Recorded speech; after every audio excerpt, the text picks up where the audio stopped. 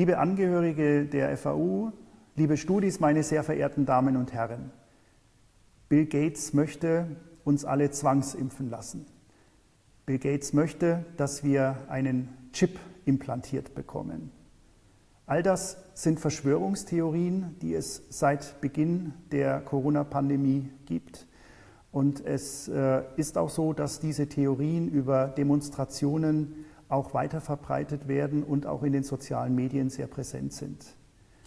Was es mit diesen Verschwörungstheorien auf sich hat und welche Rolle hierbei auch Expertenmeinungen spielen, darüber möchte ich heute mit dem FAU-Wissenschaftler Dr. Sebastian Büttner sprechen. Herr Büttner ist Privatdozent am Institut für Soziologie und beschäftigt sich mit eben diesen Fragen. Lieber Herr Büttner, ich heiße Sie herzlich willkommen. Wie geht es Ihnen? Ja, hallo Herr Honecker, mir geht es sehr gut und ich freue mich auf das Interview mit Ihnen. Ich habe gerade schon die Verschwörungstheorien angesprochen. Bill Gates steht hier auch sehr zentral in der Kritik. Was sind das denn für Leute, die mit solchen Verschwörungstheorien aufkommen und solche Verschwörungstheorien auch vertreten, sei es in der Öffentlichkeit im Rahmen von Demonstrationen oder in den sozialen Medien im Internet? Wie so häufig kann man die Frage nicht pauschal beantworten. Wir haben es da mit sehr unterschiedlichen Gruppen zu tun, Gruppierungen, manche politisch motiviert, andere Menschen, die vielleicht auch irgendwie verzweifelt sind und nach Erklärungen suchen. Man kann jetzt Ihre Frage vielleicht zweifacherweise beantworten. Einerseits kann man psychologisch argumentieren und sagen, naja, hinter Verschwörungsdenken steht eine Sehnsucht nach einer gewissen Sicherheit. Es steht vielleicht auch eine gewisse Art von Leichtgläubigkeit dahinter. Und es wird ja auch darüber diskutiert, dass gerade auch bei Verschwörungsdenken bestimmte psychische Dispositionen dann auch in das Paranoische abgleiten können. Ja, Paranoia ist häufig das Stichwort. Nun bin ich Soziologe und kein Psychologe und ich finde eine Perspektivenverschiebung hier ganz interessant, um vielleicht auch nochmal deutlich zu machen, wir alle suchen nach Erklärungen. Jeder Mensch sucht nach Erklärungen. Und ich würde sogar sagen, dass bei vielen Menschen, die auch an Verschwörungstheorien glauben, ein besonderes Bedürfnis nach Erklärung dahinter steckt und vielleicht sogar ein hinter den Vorhang schauen wollen, und zwar systematisch. Das heißt also, die Motivation ist erstmal nachvollziehbar, nur die Antworten, die dabei gesucht werden, die sind dann vereinfachende Antworten, vielleicht auch pauschale Antworten. Was man noch sagen muss, sehr häufig sind Verschwörungstheorien oder das Verschwörungsdenken auch eine gewisse Art von politischem Ausdruck. Und das sehen wir jetzt gerade auch bei den Protesten. Also wenn ich Schuldige benenne, wenn ich Schuldige erkenne und auch gegen diese Schuldigen vorgehe, dann ermächtige ich mich ein Stück weit auch politisch. Mhm. Die Verschwörungstheorien zu vertreten ist das eine. Die Frage ist aber, wie entstehen eigentlich solche Verschwörungstheorien? Wie kann man solche Verschwörungstheorien erkennen und wodurch unterscheiden sie sich von Expertenmeinungen, ja, die ja auch sehr intensiv diskutiert werden? Für den Laien ist es oft nicht erkennbar, ist das jetzt wissenschaftlich fundiert oder ist es eine Verschwörungstheorie, die hier vorgetragen wird? Also zu Ihrer ersten Frage, wie entstehen solche Verschwörungstheorien, möchte ich nochmal wiederholen, dass es tatsächlich so ist, dass die Menschen ein Bedürfnis haben nach Erklärung. Und gerade in Situationen, wo vielleicht auch die Erklärung nicht auf der Hand liegt, wo auch eine große Unsicherheit herrscht. Das ist mal ein Faktor. Das heißt also immer, wenn wir es mit vielleicht auch unklaren Verhältnissen zu tun haben, wenn so ein Zweifel auch da ist an offiziellen Erklärungen auch, die uns geboten werden, dann ist die Tür geöffnet auch für Verschwörungsdenken. Nicht zu unterschätzen ist allerdings auch sozusagen Verschwörungsdenken als, wie ich auch schon sagte, als politische Opposition. Und ich habe das selbst, als ich angefangen habe, mich mit Verschwörungstheorien auseinanderzusetzen, gar nicht so im Blick gehabt. Aber man muss sich klar machen, dass Verschwörungstheorien oder auch Verschwörungsnarrationen gerade in der Geschichte in der Politik sehr häufig eingesetzt wurden. Das heißt also früher viel mehr als heute eigentlich, also auch gerade von politischen Machthabern. Man könnte jetzt ganz viele aufzählen. Eine der berühmtesten ist vielleicht die Dolchstoßlegende. Ja, bei Hitler und anderen. Aber wie gesagt, könnte man noch viel mehr nennen. Woran erkennt man Verschwörungstheorien? Ich würde sagen, und da gibt es eben auch einen Forschungsstand dazu, es sind so 3, 4 Faktoren. Also ein Faktor wäre, dass man nichts dem Zufall zumisst, sondern alles lässt sich irgendwie erklären. Und es unterscheidet dann letztendlich auch Verschwörungsdenken vielleicht von wissenschaftlichem Denken, wo man dem Zufall doch eine gewisse Raum gibt. Man sucht nach ganz klaren Kausalitäten und es gibt dann auch Beweise dafür. Diese Beweise werden meistens dann aber höchst selektiv gesucht. Also man sucht die Dinge, die die eigene Wahrnehmung oder die Kausalität bestätigen. Das Interessante ist aber, dass da noch mehr hinzukommt. Meistens richten sich Verschwörungstheorien auf Gruppen. Also es gibt wird unterstellt, es gibt homogene Gruppen mit einem homogenen Interesse. Also die Geschäftsleute, die Globalisten oder ganz klassisch natürlich auch das Judentum oder die Juden. In der Geschichte ja sehr häufig, oder die Freimaurer. Ja, das sind so typische Beispiele. Und das Interessante ist, diesen Gruppen wird dann eine mehr oder weniger Allmacht zugeschrieben. Das heißt, die machen etwas, was irgendwie abgesprochen ist, und die können das dann auch durchdrücken. Und das an dem Beispiel, gerade vielleicht auch in dem letzten Beispiel, merkt man, dass man Verschwörungstheorien oder eben Verschwörungserzählungen, ich bin auch vorsichtig mit dem Begriff Theorie da auch an der Stelle, weil der Begriff Theorie da häufig sehr nahe zur Wissenschaft auch rückt. Ne? Man sollte vielleicht häufiger einfach von Verschwörungsdenken oder Narrationen sprechen. Jedenfalls, man merkt, es gibt da Unterschiede. Also in der Wissenschaft würde man vielleicht auch dem Zweifel mehr Platz einräumen. Man würde dem Zufall mehr Platz einräumen. Und das kenne ich auch von sozialwissenschaftlichen Theorien. Wenn man genauer schaut, merkt man, dass es eben häufig nicht das homogene Interesse gibt. Ja? Die Schwierigkeit, letzter Satz vielleicht hierzu, die aber besteht, gerade auch bei sozialwissenschaftlichen Studien oder auch Theorien, gibt es auch manchmal den Hang zu Verschwörungsdenken. Also beispielsweise, wenn man einer Klasse auch wieder ein homogenes Interesse zuschreibt. Das heißt also, die Grenzen können auch fließend sein, ja, zwischen wissenschaftlichen Theorien und Verschwörungstheorien, wenn man es nochmal so nennen möchte. Wir als Wissenschaftlerinnen und Wissenschaftler sind es ja gewohnt, dass wir uns kritisch auseinandersetzen mit den Ergebnissen, die wir erzielt haben. Wir stellen uns der wissenschaftlichen Diskussion, wir fahren zu Konferenzen, tragen unsere Ergebnisse vor, unsere Kolleginnen und Kollegen hinterfragen das, ja, bringen neue Aspekte mit ins Spiel. Und das ist auch etwas, was die Wissenschaft voranbringt. Wenn wir über Verschwörungsdenken sprechen und über Verschwörungstheoretiker, da stellt man immer wieder fest, sobald man in eine Sachdiskussion einsteigt und zu argumentieren beginnt, rennt man oft gegen eine Mauer. Warum ist das so, dass Verschwörungstheoretiker sich nicht kritisch in der Diskussion, im Diskurs mit den Dingen auseinandersetzen, die sie vertreten? Die einfache Antwort wäre, weil sie nicht wollen. Oder wenn sie nicht wollen, dann tun sie es nicht. Wenn man es vielleicht noch ein bisschen analytischer formuliert, dann sollte man die Macht von 2 zentralen Faktoren einfach nicht unterschätzen. Also das eine ist die Macht von Überzeugungen, die Macht von auch Glauben, ja, was wir beispielsweise ja auch beim religiösen Glauben kennen. Da werden ja auch in den religiösen Lehren Dinge erzählt, an die wir glauben sollen, die vielleicht gerade, so wird es ja auch dann dargestellt, eben nicht rational erfassbar sind. Das heißt also, Menschen haben Überzeugungen und halten auch gerne an Überzeugungen fest. Wieder besseres Wissen, das ist, glaube ich, ganz wichtig.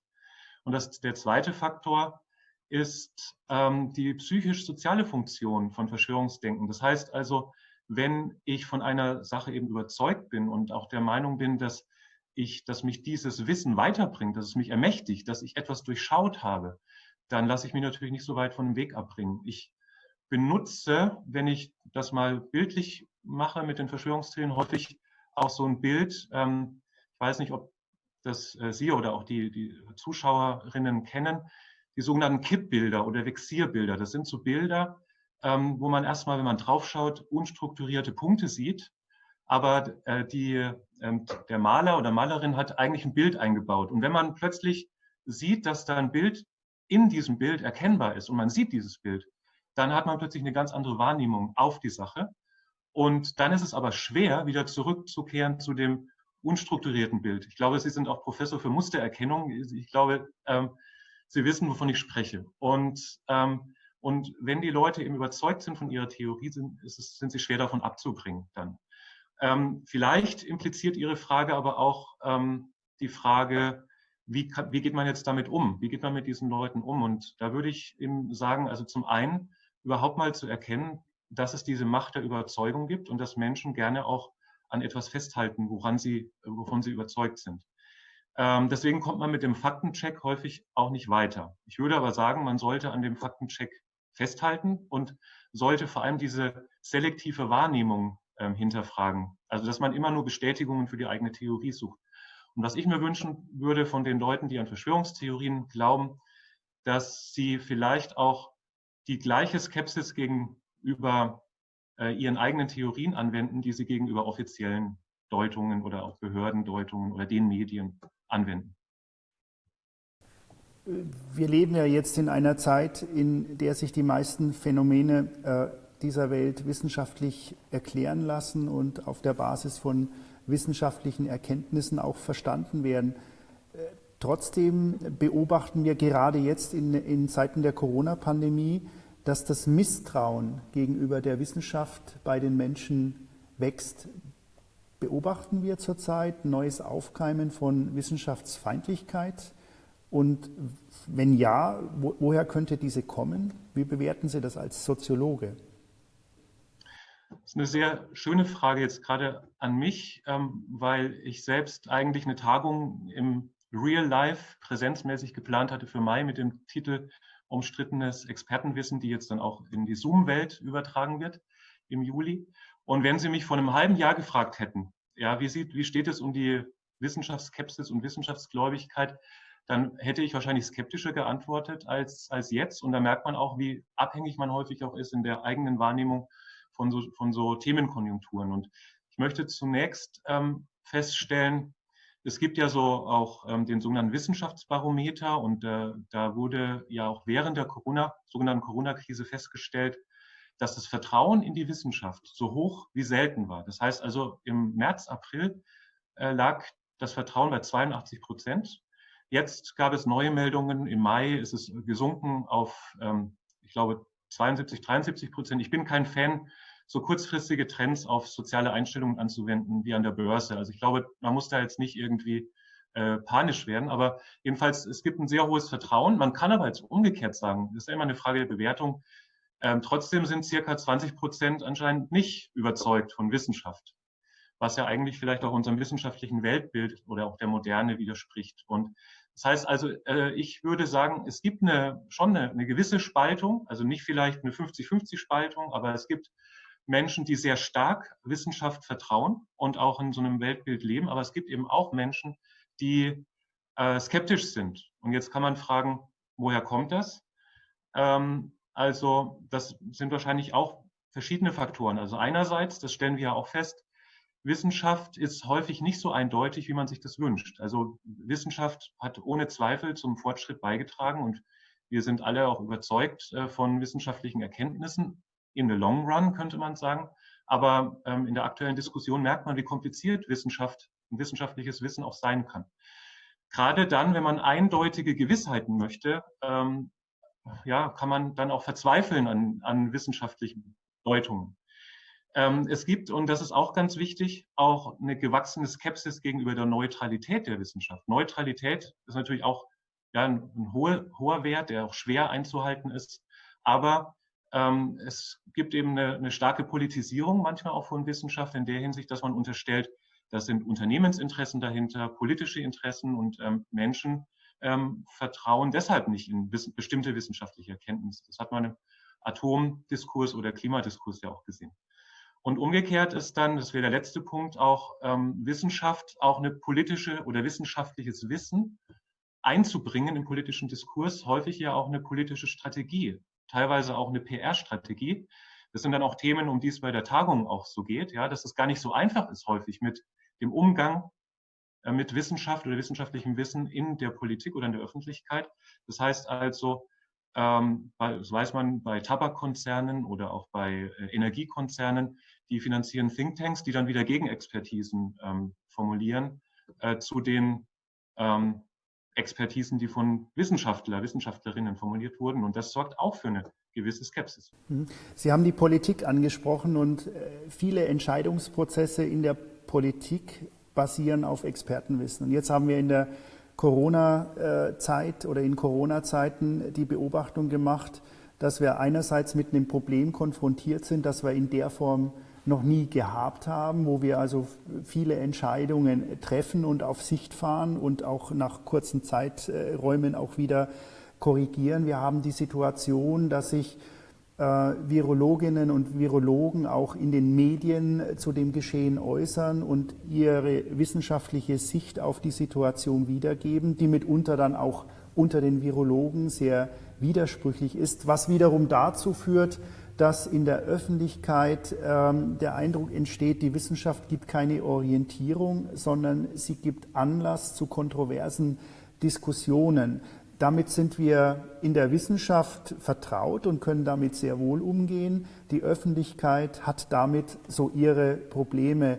Wie bewerten Sie denn dieses Phänomen aus Sicht der öffentlichen Diskussion heraus? Ja, Herr Honecker, Sie haben schon einiges auch benannt jetzt bei Ihrer Frage, was wichtig ist. Also es prallen jedenfalls zwei Logiken aufeinander, also vielleicht sogar drei. Also das eine die Logik der Wissenschaft, wo eigentlich laut Merton, einem Soziologen, der organisierte Skeptizismus herrschen sollte, also die Skepsis eingebaut in die Institution und letztendlich das kritische Hinterfragen auch von Ergebnissen. Und auf der anderen Seite die Politik, die verlässliche Informationen für kollektiv verbindliche Entscheidungen braucht auch. Und dann könnte man noch das Mediensystem mit dazu nehmen. Das war ja auch vielleicht gerade in den letzten Wochen sehr spannend, auch wo man auch von Medienseite, von bestimmten Medien versucht hat, auch Leute zu diffamieren oder ja, ist ja auch schwer zu durchschauen, was da eigentlich häufig im Hintergrund steht. Das heißt, es gibt auch eine Meinungsmache mit wissenschaftlichem Wissen und unterschiedlichem wissenschaftlichem Wissen. Und zunächst mal ist hier auch nochmal wichtig zu sehen, dass wissenschaftliches Wissen in der Politik eingesetzt wird, um politische Entscheidungen zu legitimieren. Mhm. Und auch da ist es so, dass sich natürlich Politiker, Politikerinnen gerne auch solche Erkenntnisse suchen, die ihnen gerade passen. Und da gibt es ja auch Studien dazu, dass beispielsweise bestimmte neutrale wissenschaftliche Gutachten teilweise gar nicht mehr auftauchen oder auch nicht mehr benutzt werden, wenn sie gerade nicht passen. Also solche Fälle gab es auch. Und wir hatten jetzt bei der aktuellen Diskussion ja auch einen Fall, wenn Sie an die Heinsberg-Studie denken. Also die Heinsberg-Studie an sich war phänomenal. Das war auch eine gute Idee von dem Virologen Streeck, das zu machen. Er hat sich allerdings sehr schnell von dem Ministerpräsidenten oder von der Politik in Nordrhein-Westfalen einspannen lassen zu einer Pressekonferenz innerhalb von einer Woche letztendlich. Und hat dann sehr schnell Ergebnisse präsentiert, wo es vielleicht noch keine gesicherten Ergebnisse gab. Und da merkt man, dass es auch gefährlich sein kann, wenn Wissenschaftler, Wissenschaftlerinnen sich zu schnell von Politik dann auch einspannen lassen. Das ist vielleicht hier ein ganz wichtiger Punkt. Man merkt umgekehrt, das ist vielleicht auch noch etwas, was ich betonen möchte an der Stelle, dass einerseits, ich glaube, da besteht kein Zweifel, wissenschaftliche Erkenntnisse wichtig sind, also so Informationen wichtig sind für Entscheidungen. Es gibt aber auch Grenzen der Wissenschaft. Und ich möchte da an einen Grundsatz erinnern aus der Wissenschaftstheorie. Es gibt von, ich glaube, dem Philosophen David Hume diesen Satz, man kann aus Seinsaussagen, also empirischen Aussagen, keine Sollensaussagen ableiten. Das heißt also, aus der Aussage, Rauchen gefährdet die Gesundheit, kann man nicht ableiten, du sollst nicht rauchen. Und hier ist genau sozusagen eine Grenze, vielleicht auch wissenschaftlicher Expertise. Das heißt, diese Wertentscheidungen, die normativen Entscheidungen, die müssen an anderen Stellen getroffen werden. Eventuell dann auch wieder von Experten im Ethikrat. Ja, Sie haben ja auch einen Kollegen an der FAU schon interviewt dazu. Oder eben natürlich im politischen Diskurs. Sie haben den Begriff verwendet, die Experten und die Expertinnen lassen sich von der Politik einspannen. Ja, das ist auch die Wahrnehmung, die man mitunter in der Öffentlichkeit hat. Und es taucht auch hin und wieder die These auf, dass wir von Expertinnen und Experten letztlich auch regiert werden und die Politik die Vorschläge einfach übernimmt und entsprechend umsetzt. Wie schätzen Sie das ein? Stimmt diese Wahrnehmung? Und die zweite Frage, die ich in dem Zusammenhang noch habe, gibt es eigentlich irgendwelche Maßstäbe für die gute und schlechte Praxis im Umgang mit Expertinnen und Expertenwissen? Es gibt in der Soziologie und auch also in der sogenannten politischen Soziologie und in der politischen Theorie seit einigen Jahren auch tatsächlich eine Debatte über die Macht des Expertenwissens. Diese Debatten werden zum Beispiel oder auch über Verzerrungen im politischen Diskurs und möglicherweise auch ein Repräsentationsdefizit von Menschen, die vielleicht von bestimmten Expertendeutungen nicht repräsentiert werden. Und das Ganze firmiert unter dem Stichwort Postdemokratie. Das heißt also, es gibt so einen kritischen Diskurs auch in der politischen Theorie, tatsächlich auch eine Auseinandersetzung genau mit der Frage. Wenn Sie mich jetzt fragen, werden wir von Experten, Expertinnen regiert, dann würde ich sagen, jetzt als Soziologe, ja, in einer arbeitsteiligen Gesellschaft können wir nicht alle sozusagen Vollzeitpolitiker, Politikerinnen sein. Und das hängt natürlich jetzt auch ein Stück weit vom Expertise oder vom Expertenbegriff ab. Wir werden jedenfalls von Spezialisten regiert. Wenn wir jetzt auch sagen, auch Politiker, Berufspolitiker sind Experten letztendlich auf ihrem Gebiet. Wenn wir jetzt sagen, okay, Expertenregierung bedeutet, dass irgendwelche externen Berater eigentlich Politik machen, dann hätten wir sozusagen vielleicht auch nochmal eine andere Perspektive auf das Ganze. Wichtig ist jedenfalls zu sagen, wir leben in einer Gesellschaft, in der Expertise, meistens auch wissenschaftliche oder professionelle Expertise sehr wichtig ist und wo auch Politik auf diese Expertise vertraut, zurückgreift und vielleicht auch bei vielen Sachentscheidungen diese wissenschaftliche Expertise wichtiger ist, bestimmte Studien, Gutachten und so weiter, als andere Deutungen. Insofern könnte man sagen, ja, Expertenwissen hat eine sehr hohe Macht, Deutungsmacht letztendlich bei politischen Entscheidungen. Ich halte das erstmal nicht für problematisch, aber demokratietheoretisch kann es problematisch sein. Es gibt so auch unterschiedliche Modelle. Man unterscheidet da beispielsweise auch zwischen Input- und Output-Legitimität. Also wenn man jetzt auf das beste Expertenwissen vertrauen möchte, dann hat man vielleicht den besten Output häufig im Blick, also bezogen auf ein bestimmtes Ziel natürlich, ist auch ganz wichtig. Wenn man Legitimität als Input vielleicht auch definiert und sagt, uns ist wichtig, wie kommen diese Entscheidungen zustande, weniger welches Wissen fließt da ein, dann hat man vielleicht auch die Vorstellung, dass auch Laien, solche Modelle gibt es ja auch, ganz normal an politischen Prozessen beteiligt sein können. Und man könnte vielleicht jetzt sogar polemisch sagen, bei manchen Entscheidungen wäre es vielleicht sogar schlau, man würde einfach würfeln. Ja, also weil wenn Expertise gegen Expertise steht, dann gibt es ja letztendlich keinen anderen Maßstab. Ne? Vielleicht noch kurz zu Ihrer Frage, was sind Maßstäbe für gute und schlechte Expertise, beziehungsweise im Umgang damit. Ich glaube, problematisch ist es dann, wenn durch die Expertendeutung diese sogenannte TINA-Politik sich durchsetzt. Das heißt also, there is no alternative. Wenn man sozusagen Expertenwissen verwendet, um eine alternativlose politische Entscheidung durchzudrücken und zu sagen, es gibt keinen anderen Spielraum. Und man sollte sich immer klar machen, es gibt immer einen Spielraum, immer. Und das Zweite wäre vielleicht, oder problematische wäre, wenn Experten, Expertinnen Macht erhalten aufgrund ihrer Position, die sie vielleicht im politischen System, in der Demokratie nicht haben sollten. Ja, also wenn bestimmte Experten systematisch Entscheidungen vorbereiten oder teilweise hat man das ja auch so im Lobbyismus, ja, wo Gesetze geschrieben werden und nicht klar ist, wie kommen die jetzt zustande. Das wäre so schlechte Praxis, würde ich sagen. Mhm. Aber wenn ich Ihre Argumente mal zusammenfasse und als Wissenschaftler bewerte, dann komme ich aber auch zu dem Schluss, dass ich mich auch immer im Klaren darüber sein muss, dass die Forschungsergebnisse, die ich erziele, potenziell auch politisch sind bzw. politisch genutzt werden können. Ist das so? Und wie sollten wir als Wissenschaftler und Wissenschaftlerinnen damit umgehen? Da stellen Sie wahrscheinlich jetzt, also es ist eine große Frage, vielleicht die Gretchenfrage der Wissenschaft, vielleicht auch gerade aktuell, die ja auch von Philosophen und auch teilweise auch von Literaten ja auch bearbeitet wurde. Ich denke da an die Physiker von Dürrenmatt und solche Leute. Und Ich würde aber trotzdem in zweifacher Weise antworten. Also zum einen, Wissenschaftler, Wissenschaftlerinnen sollten sich eigentlich immer über die normativen, gesellschaftlichen, gesellschaftspolitischen Implikationen ihrer Forschung im Klaren sein.